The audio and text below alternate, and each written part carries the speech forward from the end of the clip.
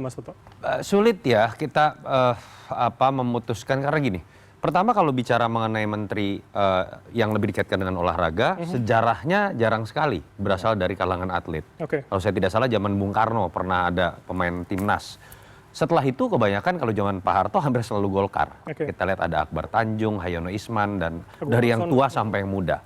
Zaman reformasi lebih menarik lagi nih. Menpora ini sering disebut Menteri Kumis katanya. Karena literally gitu ya. Dari zaman Pak Deaksa Daud, Andi Malarangeng, Dito pun katanya mempertahankan kumis gitu. Walaupun tidak setebal Adi Aksa Daud. Katanya ada stigma maskulin dan lain-lain. Artinya it can be anyone. Dan kita berbicara mengenai kemampuan untuk mengelola bidang tertentu dalam hal ini olahraga kan tidak serta-merta dia harus berasal dari kalangan atlet. Karena sebetulnya yang lebih rumit adalah pengelolaan secara birokrasi. Belum lagi ketika berbicara mengenai efisiensi, ada keterbatasan anggaran. Yang itu pada masa Dito terjadi pada skala yang kemudian jadi pro dan kontra. Misalnya ada anak emas, ada anak tiri, ada yang dapat Rolex atlet, ada yang bahkan untuk pembinaan pun tidak dapat hadiah misalnya atau dapat uang misalnya.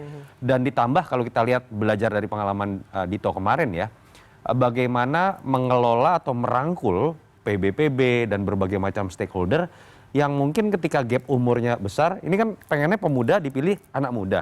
Tapi merangkul ketua-ketua PB yang kebanyakan senior, banyak yang jenderal, itu juga problem tersendiri. Dan itu menurut Anda menjadi isu juga zaman menurut saya jadi isu. Artinya begini, pertama saya berharap Pak Prabowo tidak melihat dari sisi penjatahan lagi.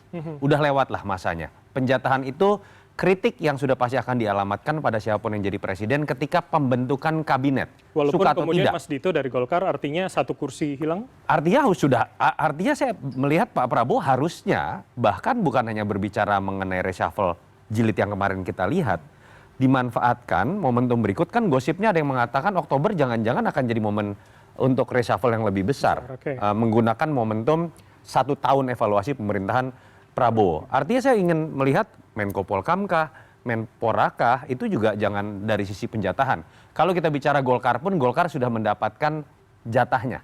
Walaupun tidak di kursi yang sama. Dan saya tidak melihat malah ada alasan khusus Golkar tambah 1 menteri. Itu malah potensi menimbulkan stabilitas politik. Nah dengan logika itu artinya kader Gerindra tadi juga lebih rasional untuk ada di situ dong? Loh kalau saya lihat kecenderungan ketika reshuffle kemarin terjadi, sebetulnya kan ada sebuah pola yang kita bisa lihat Pak Prabowo mulai makin melekatkan orang-orang yang dia percaya sepenuhnya.